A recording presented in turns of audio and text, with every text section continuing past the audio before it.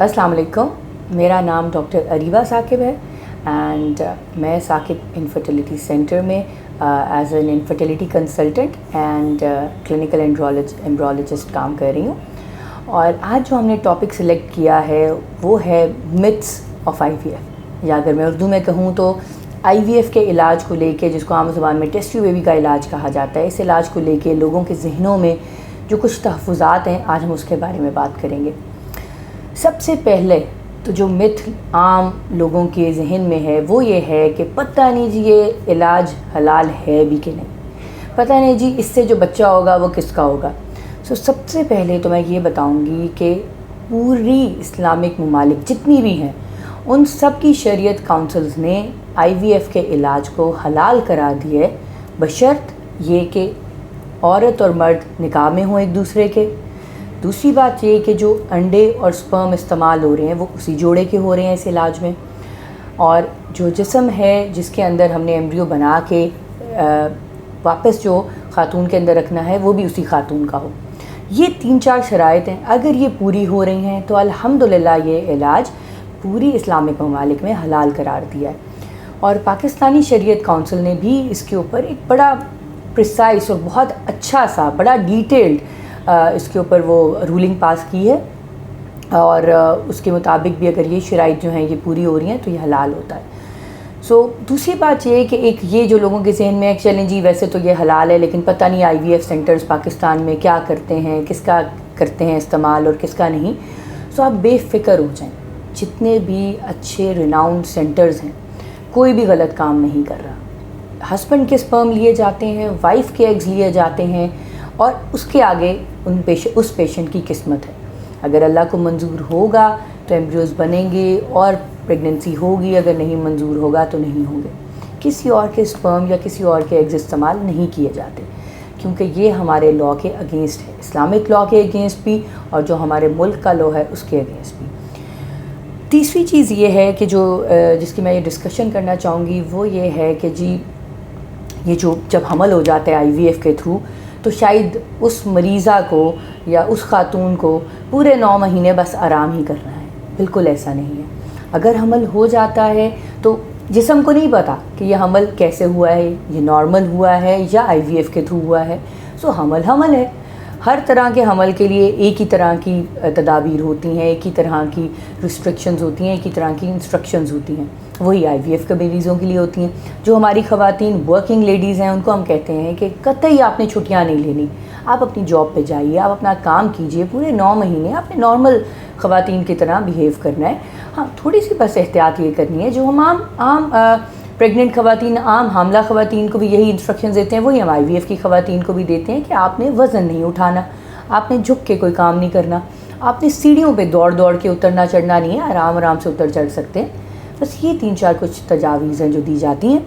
दूसरा ये है कि हमल जब हो जाता है तो कुछ खाने पीने के हमारे यहाँ पाकिस्तान में बड़ी रिस्ट्रिक्शंस लग जाती हैं कि जी ख़वातीन ने ये भी नहीं खाना, वो भी नहीं खाना। एक ये भी मिथ है कि जब हमल हो जाए आप सब कुछ खा सकते हैं।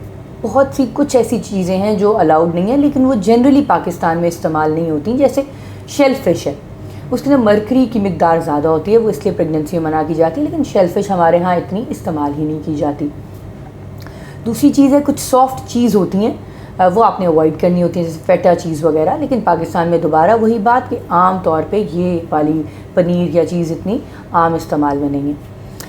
अब हम आ जाते हैं आईवीएफ के इलाज में क्या कॉम्प्लिकेशंस हो सकती हैं। अमूमन जब पेशेंट एक आईवीएफ के लिए आता है किसी भी सेंटर में तो उसको एक कॉन्सेंट फॉर्म दिया जाता है। उस कॉन्सेंट फॉर्म में जैसे कोई भी आप प्रोसीजर कराएं, आप कहीं पे भी जाएं, आप सिर्फ अगर पित्ते का प्रोसीजर के लिए भी जाएं तो एक कॉन्सेंट फॉर्म साइन होता है। इसी तरह इस इलाज के लिए भी एक कॉन्सेंट फॉर्म साइन कराया जाता है। तो बहुत से लोग वो कॉन्सेंट फॉर्म पढ़ के डर जाते हैं और आईवीएफ के इलाज से भाग जाते हैं, और उनके जहन में आ जाता है कि शायद ये जो चीज़ें लिखी हैं ये तो होनी ही होनी है। ऐसा नहीं होता।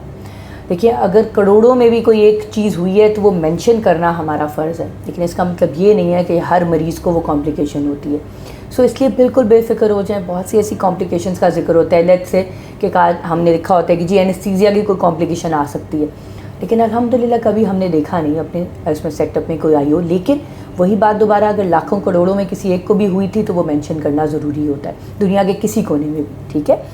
اگر ہم کامن مسئلوں کی طرف آ جائیں جو IVF کے ساتھ ایسوسیٹیڈ ہیں، سب سے کامن IVF کے علاج کے بعد اگر انفارچونیٹلی سکسیزفل نہیں ہوتا تو کبھی کبھار پیریڈز کی ریگولیرٹی آ جاتی ہے.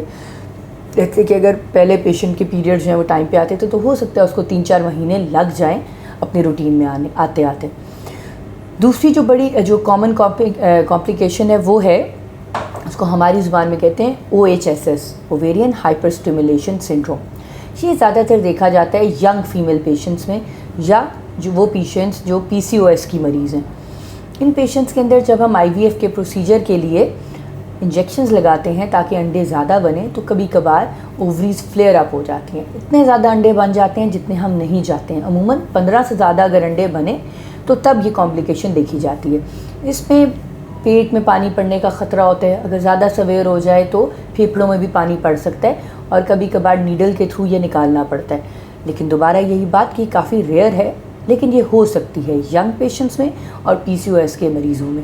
اس کے علاوہ کوئی ایسی خاص کمپلیکیشنز نہیں ہیں جو دیکھی گئی ہیں. کبھی کبھار پیشنٹس کو تھوڑی بہت بلیڈنگ کا سامنا کر سکتے ہیں، لیکن وہ بھی ریئر ہے اور وہ بھی کوئی بہت زیادہ سیریس عموماً نہیں ہوتی.